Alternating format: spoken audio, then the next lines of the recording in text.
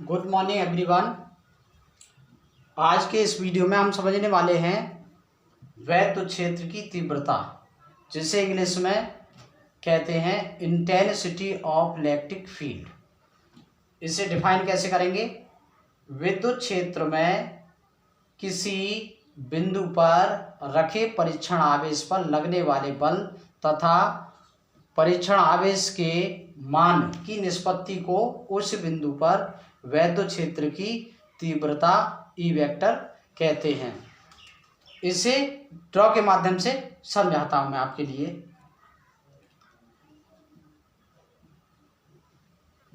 एक वैद्युत क्षेत्र, यह मैंने एक वैद्युत क्षेत्र मान लिया कि यह एक वैद्युत क्षेत्र है। वैद्युत क्षेत्र में किसी बिंदु पर, तो यहाँ पर किसी इस पूरे एरिया में कहीं भी आप एक बिंदु ले लीजिए। यहाँ पर एक बिंदु ले लिया, किसी बिंदु पर रखे परीक्षण आवेश, यहाँ एक परीक्षण आवेश रख दिया Q0 पर लगने वाले बल।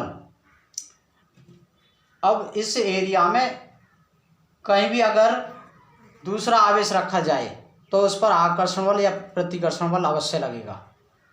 वो क्यों लगता है? क्योंकि अगर एक जैसे आवेश हुए तो उन दोनों के बीच प्रतिकर्षण बल लगेगा, जबकि अपोजिट जो चार्ज हों यानी विपरीत आवेश हों तो उन दोनों के बीच आकर्षण बल कार्य करता है। ये मैंने आपको पिछले वीडियो में वैद्युत क्षेत्र में समझा ही दिया है। तो माना कि यहाँ पर कोई दूसरा आवेश है, इस पर बल F लग रहा है तथा परीक्षण आवेश के मान की निष्पत्ति को उस बिंदु पर वैद्युत क्षेत्र की तीव्रता ई वेक्टर कहते हैं। वैद्युत क्षेत्र में, वैद्युत क्षेत्र है, ये एक वैद्युत क्षेत्र ले लिया, वैद्युत क्षेत्र, वैद्युत क्षेत्र में ये पूरा एरिया वैद्युत क्षेत्र है। किसी बिंदु पर, यहाँ पर एक बिंदु ले लिया, पर रखे परीक्षण आवेश पर लगने वाले बल, इस परीक्षण आवेश पर एक बल लग रहा है। परीक्षण आवेश होता क्या है? यह जो आवेश होता है, आवेश से यह कुछ कम होता है, इसको बोलते हैं परीक्षण आवेश।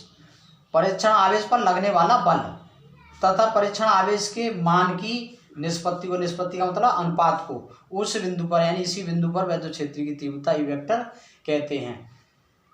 ई, इसका फॉर्मूला क्या होगा? E vector equal F vector upon Q0, यानी समझ सकते हैं इसे, बल और परीक्षण आवेश के अनुपात को ही वैद्युत क्षेत्र की तीव्रता कहते हैं। ये बल है और ये परीक्षण आवेश है, इन दोनों के अनुपात को ही तो वैद्युत क्षेत्र की तीव्रता कहते हैं। इस फॉर्मूले के माध्यम से भी ये समझ आ रहा होगा। वेक्टर, इससे जो वेक्टर है वो क्या प्रदर्शित कर रहा है कि यह एक सदिश राशि है और यह भी एक सदिश राशि है। वैद्युत क्षेत्र की तीव्रता का मात्रक,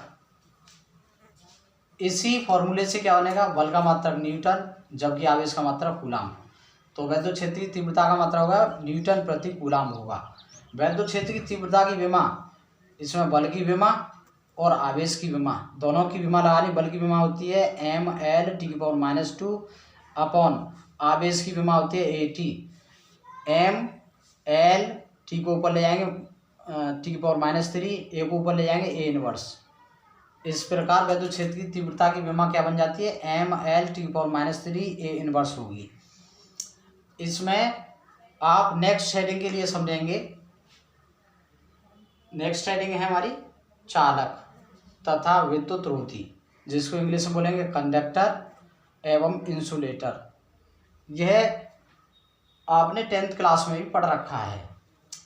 चालक क्या होता है, जिसको इंग्लिश में बोलते हैं कंडक्टर? वे पदार्थ जिनमें विद्युत धारा का प्रवाह होता है, वे पदार्थ जिनमें विद्युत धारा का प्रवाह होता है चालक कहलाते हैं। जैसे धातुएं, मानव तथा जंतु शरीर, पृथ्वी, ये सभी ऐसे हैं जिनमें विद्युत धारा का प्रवाह होता है।